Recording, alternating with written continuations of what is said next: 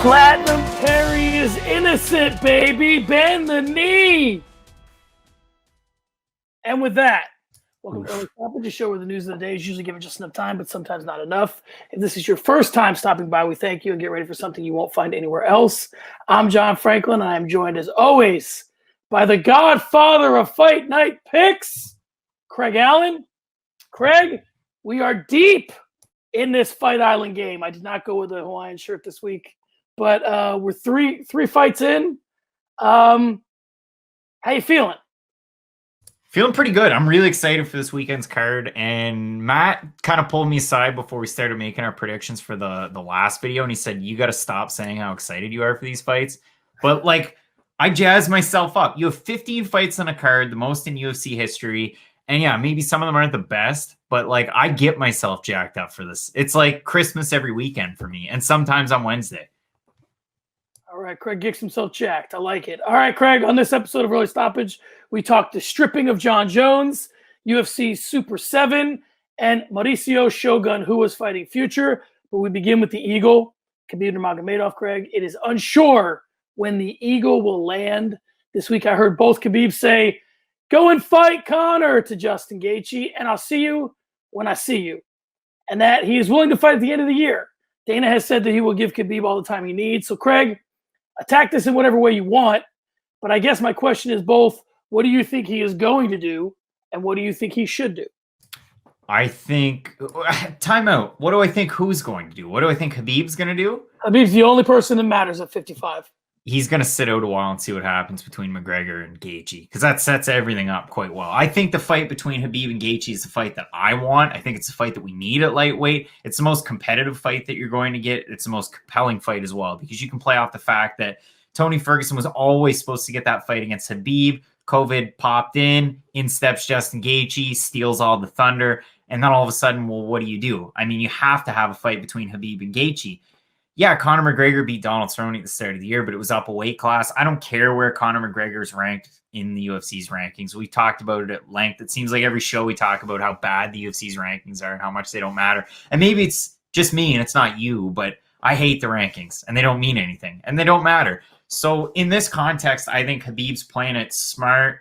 And also, I mean, this is a guy that still, you have to consider the passing of his father not that long ago, who was so influential on not just his life, but on the life of his training partners in an entire region in Russia and Dagestan. So it's unfortunate what happened there. I think Khabib still needs some time away, and I think it sets up a good fight and a sellable fight between Gaethje and Conor. I think styles make fights. That's one of them, and the winner of that fight definitely deserves a shot. And I think Conor McGregor, and I know, you know, somebody might say, oh, you sound like a casual. I think there's a chance that he beats Gaethje. It's slight, but I think he has a chance. Well, you know, there's a chance that Gaethje could be to Khabib what Khabib is to Conor. He could be the, you know, the antidote to whatever Khabib has. So, you know, I think that it's different with Khabib's father dying than other people whose parents die, because Khabib's father was so connected to his fighting career. So when Khabib returns to get into condition and to get into, you know, put a game plan together and get ready for a fight, he has a huge void in doing that. I'm with you. I think that for him, if he knows he's got to fight these two guys eventually anyway, maybe he just lets them eliminate each other. Although, if you're up on your social media, Conor McGregor doesn't exactly look like he's training.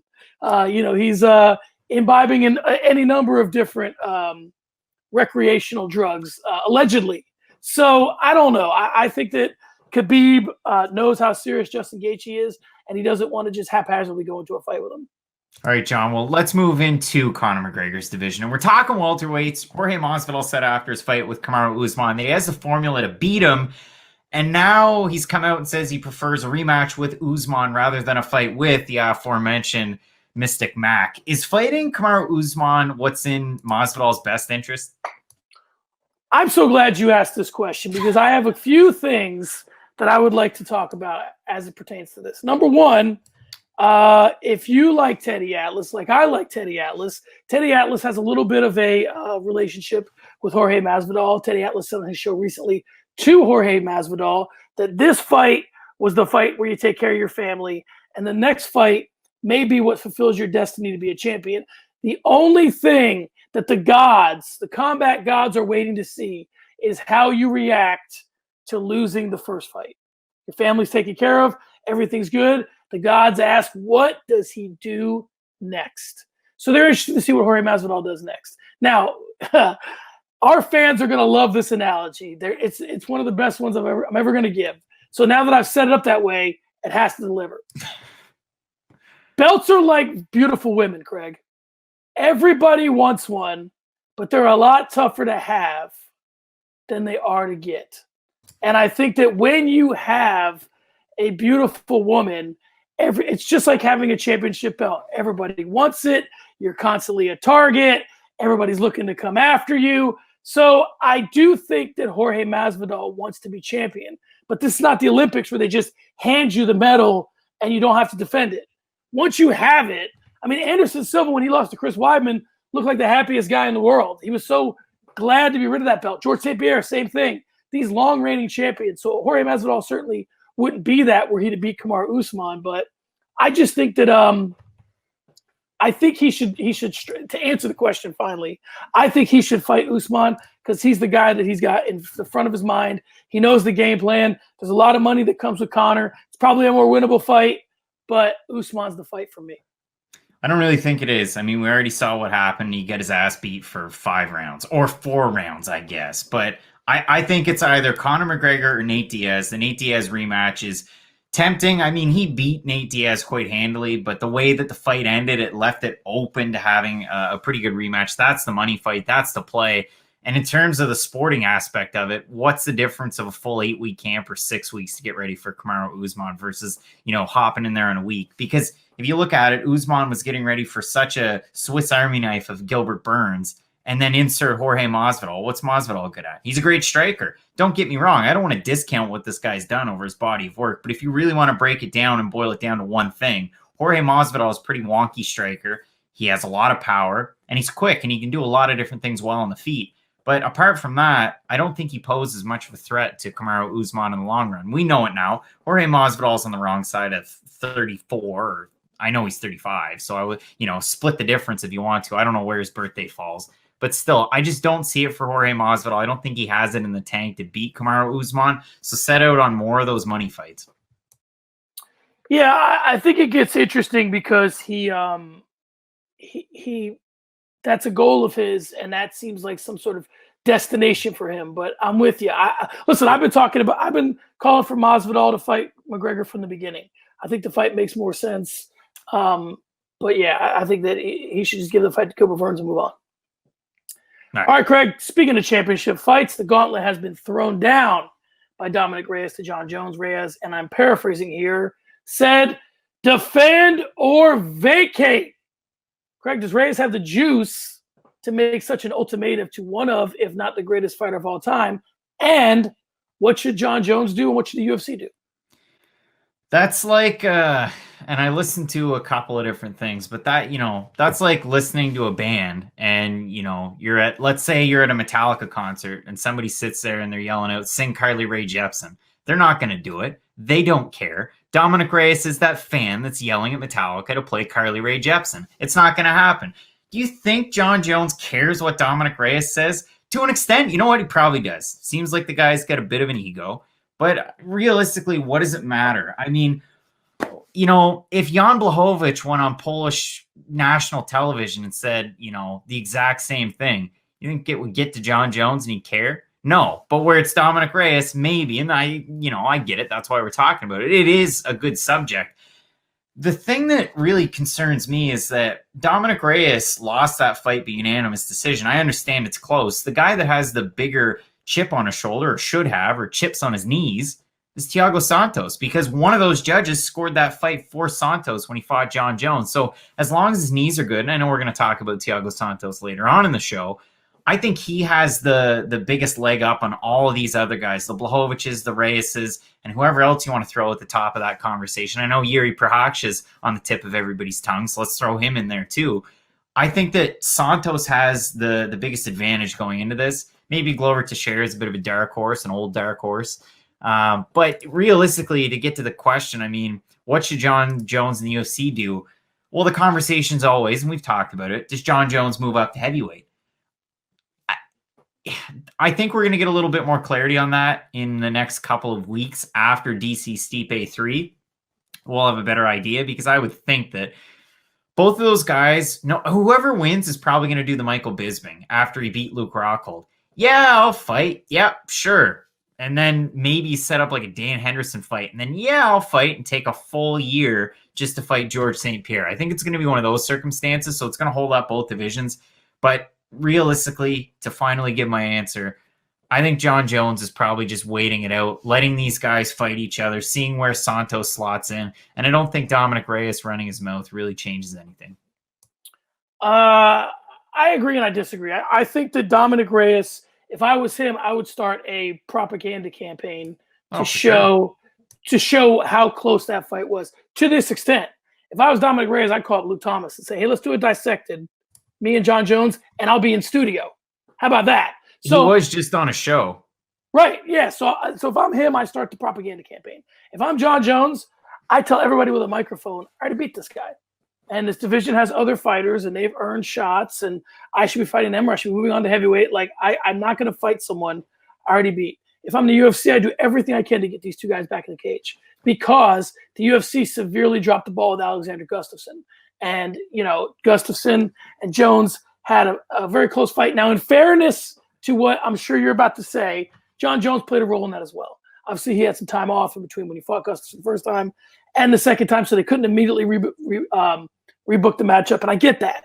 But I think that when you have this close of a fight, you have to make sure, you know, anything could happen with Dominic Reyes. And now the old saying goes, if Dominic Reyes books another fight and loses, well, he didn't deserve the title shot in the first place. But at the same time, you have it. It's much like my Cody Garbrandt theory. You have a guy who's coming off an impressive performance. You book him in the biggest fight you can as quick as you can. Your thoughts? Yeah, my thoughts here, I mean, the Gustafsson reference, I got to say, there's prop bets out there right now. The line on me versus Fabrizio Verdum is set at -8,000 Verdum, and it's a +2,000 to bet on me. That was set by a viewer because I said that Fabrizio Verdum looks like a bag of milk, and Alexander Gustafsson's going to beat his ass. There's no way Verdum wins that fight. So, just like Michael Bisping, talk shit, get banged. And I'm kind of in that position right now. So the props are out there. I'd like to see what would happen. I think Verdum takes me out in 5 seconds, quicker than he took out Walt Harris. That's how quick, and at least half the time. But Gustafsson's getting his due fighting a former champ, and they can build off of that. But overall, yeah, Dominic Reyes can make for a strong case. I just disagree, and I don't think that that's the fight to make. But I'll tell you one thing, John. Switching gears, I don't know if Khamzat Chimaev is a fan of Chicago Cubs Hall of Famer Ernie Banks. Listen, they're finally going to have night games on Fridays. Get excited, baseball fans. But he's sure acting like it. Ernie Banks is famous for saying, let's play two. And Chimaev, fresh off his domination of John Phillips, the Welsh Wrecking Machine, or the White Mike Tyson, still great nicknames. He's looking to keep the train going this weekend against Northern Ireland's Rhys McKee. It's definitely an interesting move. And again, at welterweight this time. But the question is this a smart fight for Chimaev and the promotion coming back this soon? It's a gimmick. Why not? The kid's fresh. I mean, really, what does he have to lose except the fight? I mean, I think that if you could market this as the kid, you know, they like to call guys BMFs and talk about how Cerrone takes fights on short notice. I think this is another way to get the kid out there. He isn't someone who has like this like crazy personality, so you can't like sit him in the stands like you did with Amanda Hebos. So I think that, yeah, send him back out there. Hopefully he does to McKee what he did to Phillips, and then the train keeps moving. Rhys McKee is a legit prospect. I talked about it in the prediction video where I think that Rhys McKee has a really high ceiling. You're probably ruining his own personal brand and his start by putting him in just on such short notice against a guy that is so dominant. But the problem is you got to pump the brakes with Khamzat Chimaev, because let's say he beats Rhys McKee. What's next? Somebody threw it out there in the YouTube comments section, said Warley Alves. I think that's an awesome matchup because Alves is a really big welterweight. He's got to win over Colby Covington. You get Chimaev beating him. There's a name. Alves 3-4 in the UFC, so it's not that great. But what do you do? Because if Khamzat Chimaev wins this weekend, he's 8-0. Like, do you really want to fight in ranked competition in the UFC?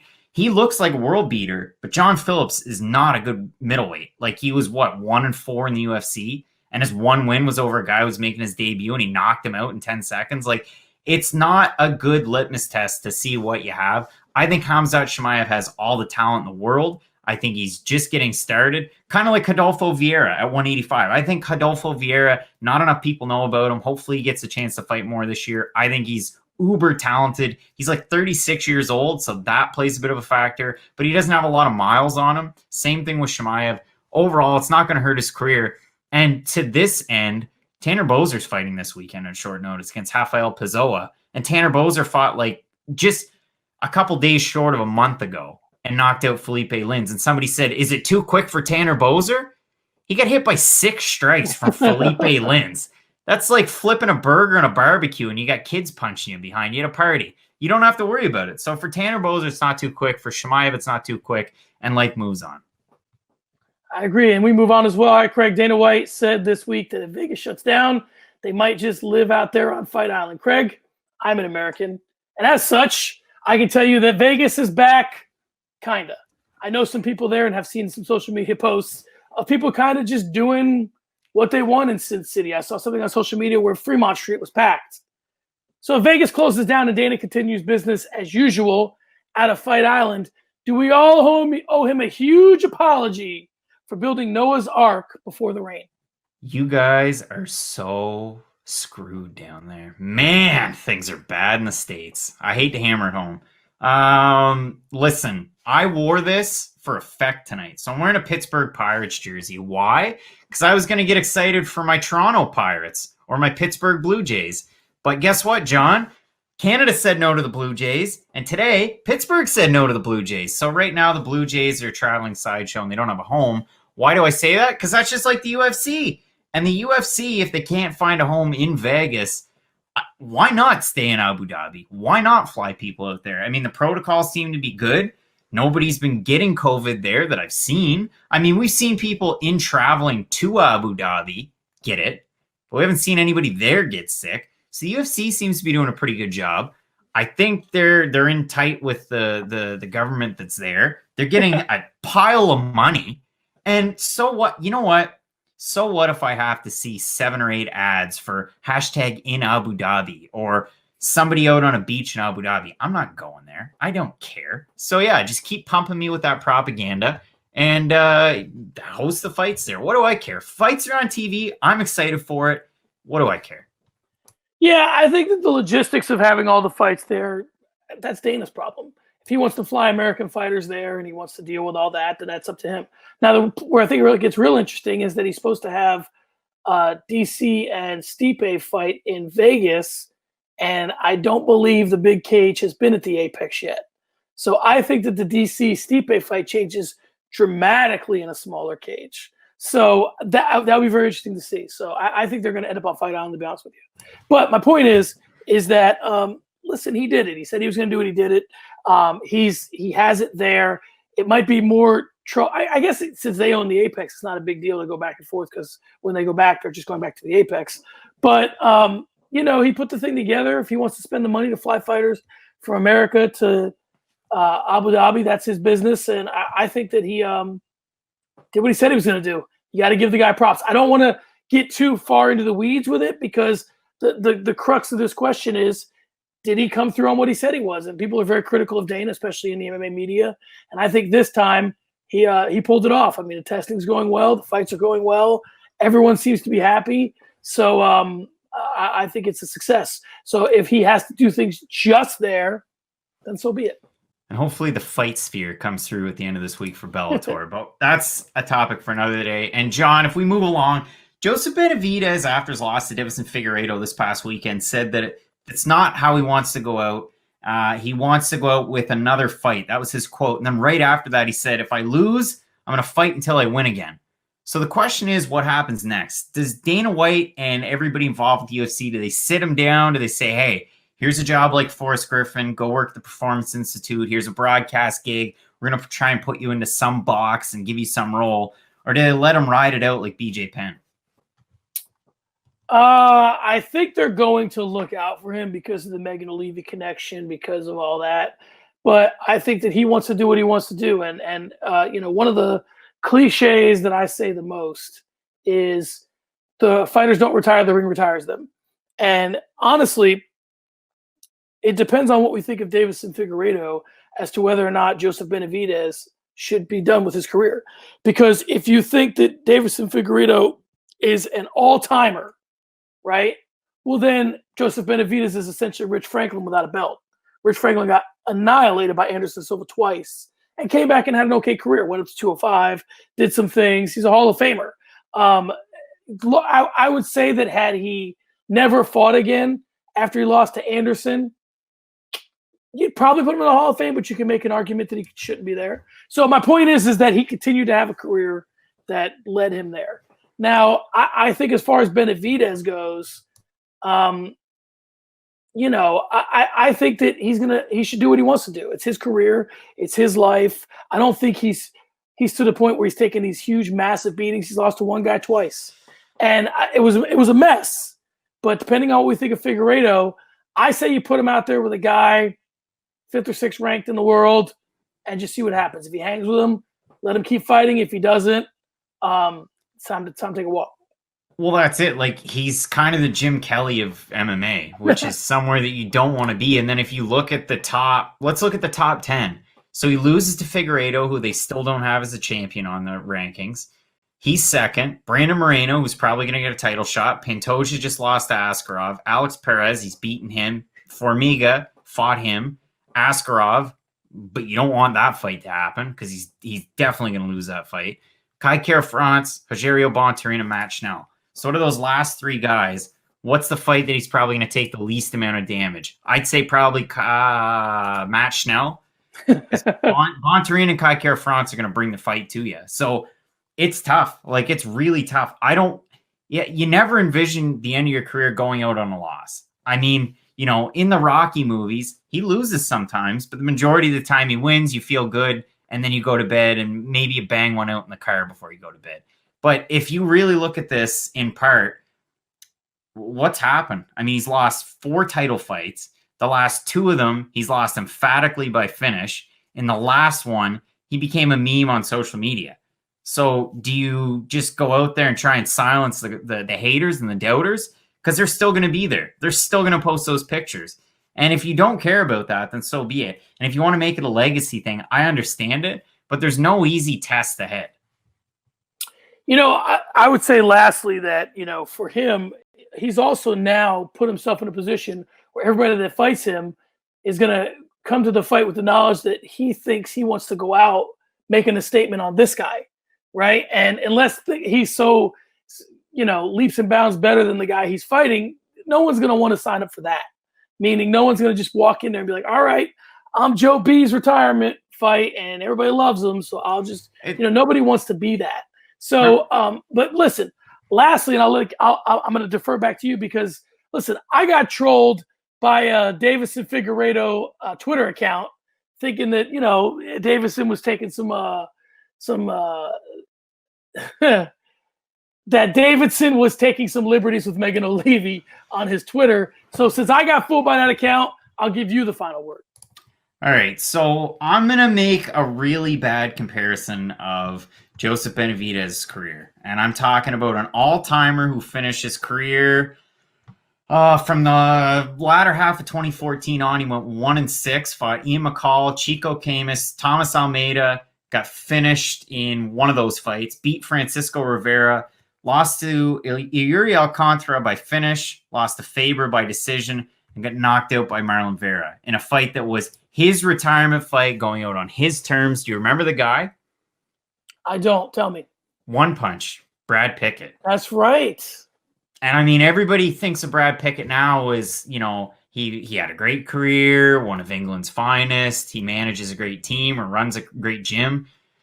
But I mean, he went out with a terrible finish and he went 1-6 in his, 1-6 in his last 7. So really at the end of the day, I think everybody's going to remember Joseph Benavidez as one of those guys, the greatest to ever win the belt, whatever, but he's an all-time fighter in my opinion.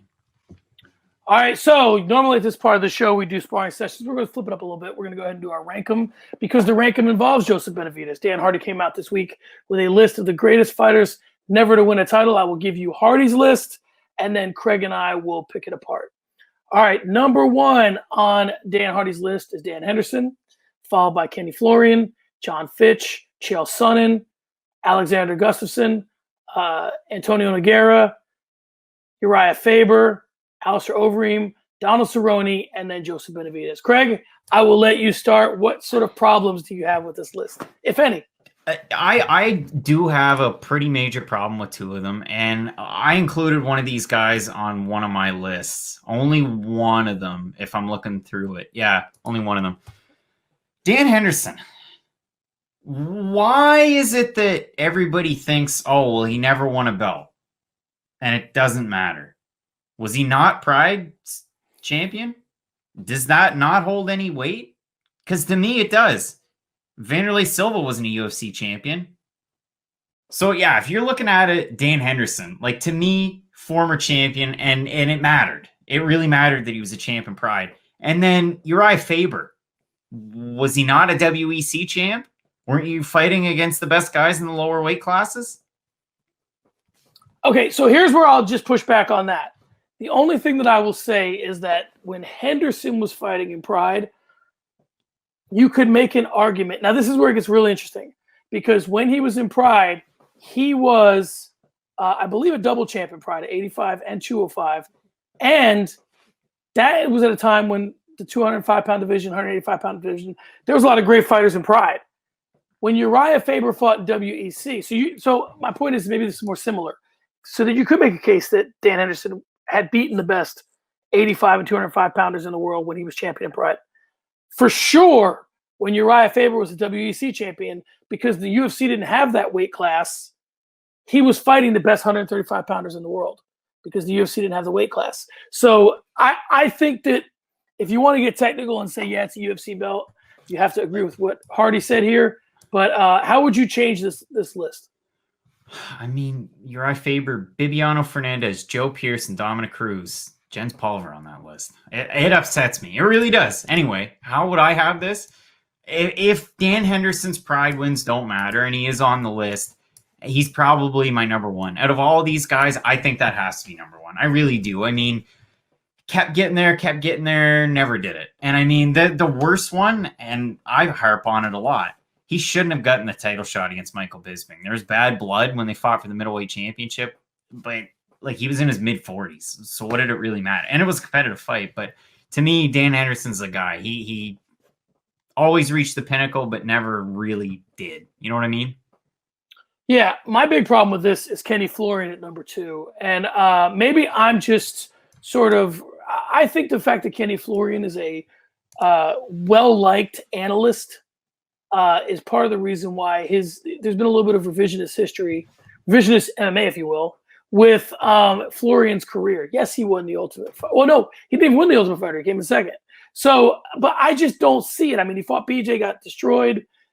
I just don't see it. But to have him at number 2 over Fitch and Sonnen and Gustafsson and Faber, I just don't get it. If Kenny Florian's that high, then where's TJ Grant? I mean, give me Nova Scotia's TJ Grant. Or where's there was a name and now it's escaping me. Where's that guy? But Gray Maynard. Gray Maynard, sure. Yeah, Gray Maynard. Awesome fights. Awesome fights against Edgar. Not here. I don't get it. I mean, the one other name to me, Nogueira, what are we doing? Why? And if it's Big Nog, this is the other thing that concerns me about these lists. Fighters that never win a title. Well, if it's Big Nog, he was an interim UFC heavyweight champ. So, it's Little Nog, but yeah, I'm with you. No, and if it's Little Nog, then I don't care. I really don't. All right, quickly. You have to you can only use these fighters. You have to reshuffle the order. Give it to me. Well, you know, for me, that apparently Florian's 10, Little Nog's 9, so now I can work backwards. Overeem's got to be pretty high. Henderson's quite high. Sonnen would have to be high. Gustafsson is the thumbnail of a video that we did months ago about this exact same topic. Cerrone was in there. To me, Benavidez, again, 0-4. That's a tough one. So you want me to go 1 through 10? Rip them through? I'll even help you out. You can leave Gustafsson, because this is how I'm going to do it. You can leave Gustafsson at 5. Sure. And tell me who's better and who's worse. That's an easier way to rank them. Henderson 1. Cerrone 2, but again, no, he wasn't interim when he wasn't interim when he fought Dos Anjos, was he? No. No, he won a number 1 contenders fight to get the Dos Anjos fight. Henderson 1, Cerrone 2, Sonnen 3. You could flip flop those two. At 4, I'd have Overeem. 5, Gustafsson. 6, Faber. Yep. Then 7, Benavidez. Then Fitch. Then Nogueira. Then Florian. Okay, I'm a little higher. My list is similar. I'm a little bit higher on Sonnen and Fitch than you are, and a little bit lower on Cerrone. So I have it Henderson, Sonnen, Fitch, Overeem. So now I'm at 5, which we'll keep with Gustafsson. I'm the one that started. I might as well finish it. Faber, Cerrone, Little Nog, Florian, and Benavidez. Wouldn't be a bad fight, by the way, at 45. Or 30. I don't know if Florian can be 35. Florian's probably too big for him. I'll go Florian, then Benavidez. All right, there you have it. I think for Kenny Florian to be that high, Dan Hardy must have been that high. Sorry, bud. All right, sparring sessions. Let's move on. Greg, Daniel Cormier came out this week and said that he fumbled the second fight with Stipe Miocic and that he should have won. Greg, if we had a nickel for every fighter who said it was their fault, not their opponents, that they lost, we could buy Fight Island. But some of them have to be right. So my question to you, Craig, is DC right? It's a good question. It really is. I mean, if you look at it, he fumbled the second fight and he should have won. He was en route to winning that fight. Just like, I thought Colby Covington was winning his fight against Kamaru Usman until he got finished. So it's kind of the same logic. It's kind of the same logic of, if you look at Max Holloway. In the first fight that he had against Volkanovski definitely won that fight. Unless you're Max Holloway or Rush Holloway or anybody in Hawaii, you probably thought that Alexander Volkanovski won that fight. Well, why did he win that fight? He put the pressure up, and vice versa. Max Holloway didn't change his game plan. Cormier did that, and it worked. So he had the same game plan, pressure, fought really well. In that third and fourth round, Stipe Miocic turned the tide and changed his own game plan, started landing those nice body shots, and that was kind of a path to the end, and that's how we saw him end up getting the win. He set it up well, and he changed his initial game plan. Holloway in that fight against Volkanovski didn't. In the second fight, Holloway came out guns a-blazing, and Volkanovski was forced to switch in the third, fourth, and fifth rounds. So for DC, he's saying that he fumbled it, and he probably should have won it. I agree with it. He just didn't really change his game plan. Could have brought his hands lower, could have blocked the body, could have moved a different way, and he didn't. If you consider that a fumble, sure, I guess, then he fumbled it and he should have won. Do we think he's going to win the third fight? I got to watch that fight. Probably not the Luke Thomas 49 times. I'll probably watch it 3 or 4 times to try and pick up on some of those smaller things. But for me, I think I'd say he's probably right. Because if you look at just even the striking totals for those 4 rounds, I'm quite sure, and I have them in front of me. Let's see, 71 of 83 to 9, 59 to 48, 69 to 40, 31 to 38 in the fourth round when Stipe won it. So, yeah, he was taking that fight pretty easily. Yeah, I watched the fight today just because I remember what I thought at the time, but I just kind of wanted to get some more insight on it. For what I could see, the momentum was kind of going Stipe's way at the end of the second, into the third, but DC was still there. So when you look at the striking numbers and the stats, you see that DC's still ahead in the stats, but Stipe's closing the gap. I think that I don't want to say that Daniel Cormier has some sort of jealousy or envy of Cain Velasquez, but sometimes I feel like that he wants to assert himself a certain type of fighter that he just isn't. He'll never be the kickboxer that Cain Velasquez was, even though he's good in it with his hands and his feet at times. He looked great in the beginning of that fight. But I think his insistence on staying on his feet, I don't know if it was a fatigue thing or what it was, but he just would not close the distance, especially when he realized, because the beauty of the adjustment that Stipe made, he made 2 really serious adjustments. One, he stopped hand fighting with DC. So what DC was doing was he was hand fighting and then turning that into punches, and he was just quicker to that than Stipe was, right? That was his game plan. He was quicker to it. And the second thing was Stipe started going to the body, like you said. But the beauty of him going to the body was when he went to the body, he was dipping his shoulder. He would dip his left shoulder and then go to the body, and that landed a bunch. But there were times when he dipped his left shoulder and went to the head. So if you're DC, it looks like, why isn't he just covering up these body shots? It's because he didn't know if he was going to go to the body or the head. So I think that made it very interesting. And, Chael said something this week that I have said forever, so I'm going to quote it so I can kind of take a victory lap of my own, which is, if you spend 8 to 10 weeks training, you train all the positive things about your game plan, but you also train the negative things in your game plan too. You train holes into your game plan. And if someone finds them early, you can't possibly close them in a short period of time. He could not close that body shot hole. What he could have done was taken him down. That way it wouldn't even be an issue because they're off the feet. My favorite DC fight, and this gets into a wormhole, so I'm only going to go just so far. My favorite DC fight, or one of my favorites, is UFC 220. And there's some reasons why. I was there, and I love live sports. That atmosphere is awesome. But remember how the fight ended? He had Volkan Oezdemir in a crucifix. He got the fight to the ground. I don't see why he doesn't do something like that, like he did in that fight. I think that he's trying to prove a point, or was, in the same way John Jones was trying to prove a point. John Jones, when he fought DC, said, I'm going to out-wrestle you, and he did. So DC felt like, because of his success in the first round, or maybe in the previous fight, he felt like he could, and the funny part about it was Stipe was nowhere near him on the ground. He took Stipe down the first and kept him down there for damn near the whole round. So there was no, other than the fact that he was being successful with the hand fighting and quit. I mean, he was landing. In fairness to Cormier, he was landing. But the question that I used to ask Keith, and now I ask Cameron, and we've talked about before, is when you're in the middle of a fight, you have to ask yourself, whose fight are we fighting? And even if you're doing well, if you're fighting the other guy's fight, it's just a matter of time before it goes the wrong way.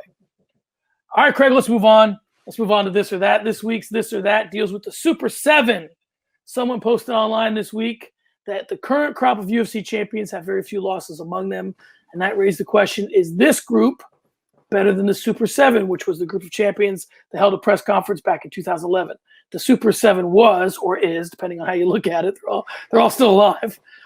Cain Velasquez, John Jones, Anderson Silva, George St. Pierre, Frankie Edgar, Jose Aldo, and Dominic Cruz. So, Craig, let's do this or that by matching the Super 7 up against the current champs. I will take the burden from you of having to do this or that. You can just say which one you would choose. All right, let's start at the heavyweight division. I have a little bit of background if you need it. If you don't, then forget it. But the heavyweight division would be Cain versus Stipe. So take your pick between Cain and Stipe. If we're going prime for prime, I would say, and it's a tough one, I'd say Cain Velasquez. I really would. And for the reason that we were talking about earlier. I mean, Stipe, great boxing, really good wrestling, but not to the level that Cain had when he was on top. So the context I'll give you is that when this interview took place, it was April of 2011. He had just destroyed Brock Lesnar, that is Cain, and was about to lose to Junior Dos Santos in November. But he hadn't yet. So I think that Cain, that defeated Brock Lesnar, would definitely have to be the better of the two fighters, although it would be an interesting fight. All right, up next, John Jones then versus John Jones now. 2011, was that like Ryan Bader time? I think. Well, no. So I think he fought Ryan Bader.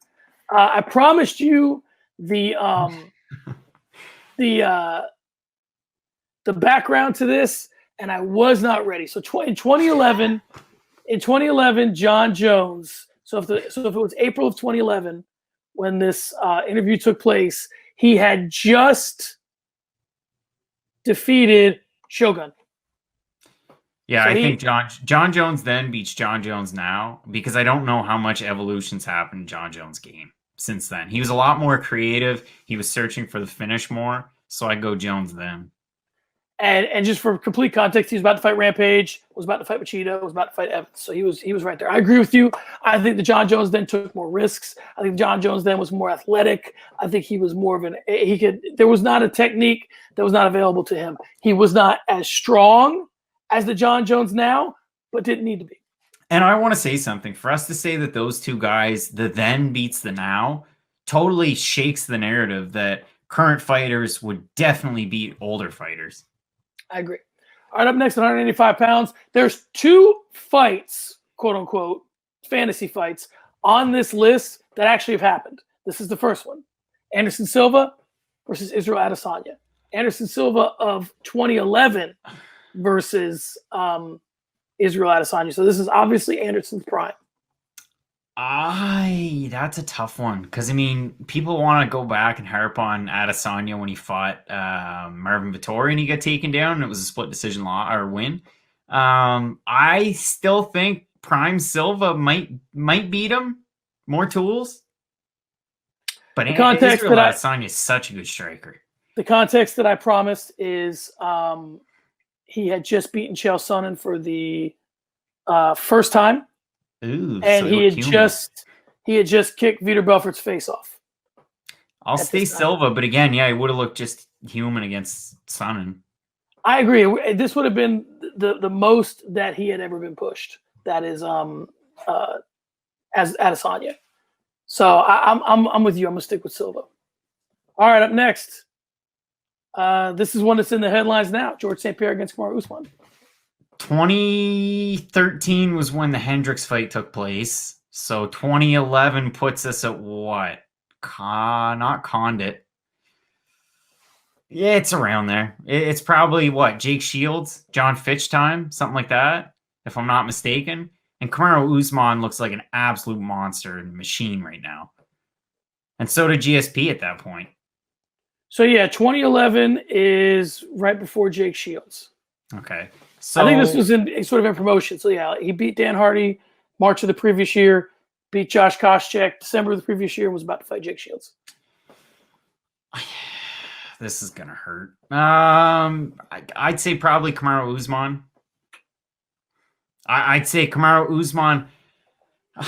It's tough because GSP at that point was starting to morph into that boring fighter, and Kamaru Usman's last fight was boring, so now everybody wants to lump him into that GSP category. But I think fight for fight and style for style, Usman could have beat prime GSP. It's close, and I might get a lot of hate for that, and I'm taking my Canadian hat off right here. But yeah, I'm going to say Usman.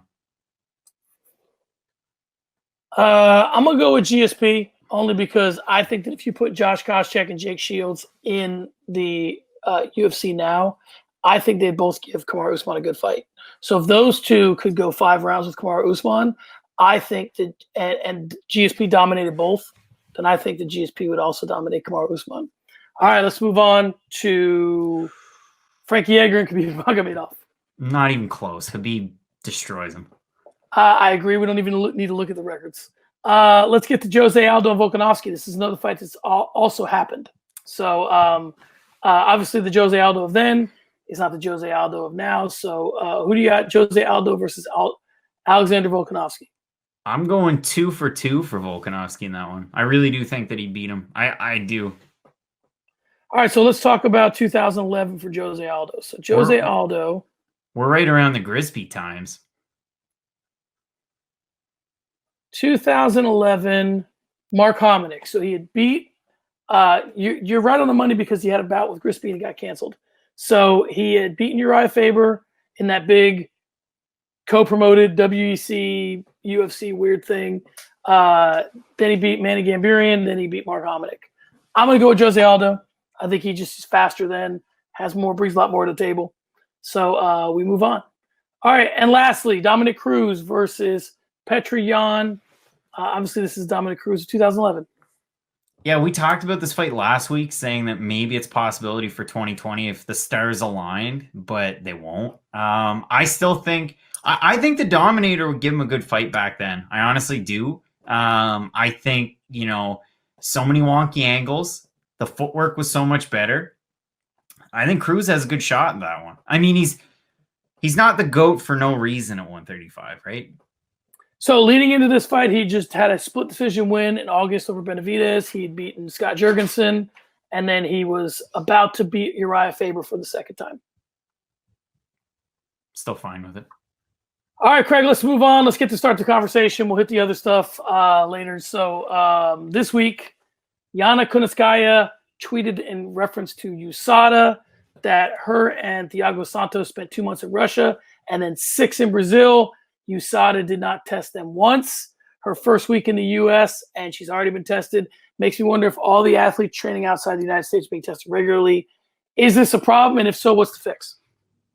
Well, it's a big problem, and I don't know what the fix is. Like, do you partner yourself with VADA, and then you have World Anti-Doping Agency agents testing in different countries? It seems pretty suspect. Like, there's a lot of blind spots, and I get it. With USADA, there's a blind spot. Whatever that company is that the UFC has doing meal prep, they made such a big deal about it. But if you're in the States, you can get it in certain spots. If you're in Vegas, you can definitely get it. But if you're in Canada, no dice. If you're worldwide, no dice. So overall, with USADA, I don't know what you do. I don't have a hard, concrete answer because you have to test everybody, or you should. You do, but I think it becomes a budget issue. I think that there's just too much to get done and too many fighters. And, you know, I know that the UFC plays a role in this in terms of funding it, but ultimately, I think that there has to be a process for doing it. But it takes too much resources to get all these fighters tested and expect it, you know, I mean, there's cycles, and if the UFC is going to have this big of a roster, either they need to independently fund USADA, and then what does that bring into play? If now they're funding USADA, I mean, they're the ones that are benefiting from it. Maybe a percentage of maybe fighter pay fixes this. Maybe a percentage of the fighter's pay goes to his own USADA testing. That could be a way to go as well. Let us know. We're starting the conversation. There you go. Okay, guys, there you have it. This episode of Road Stoppage on Fight Night Picks is in the books. Be sure and comment under the video. Let us know what you'd like to see next from the show here on YouTube, but also on iTunes and Spotify. Craig can be followed at Craig Allen FP. I can be followed at SM Cornerman. The fight has been stopped. We'll see you next week. Craig, say something witty. Let's get into it.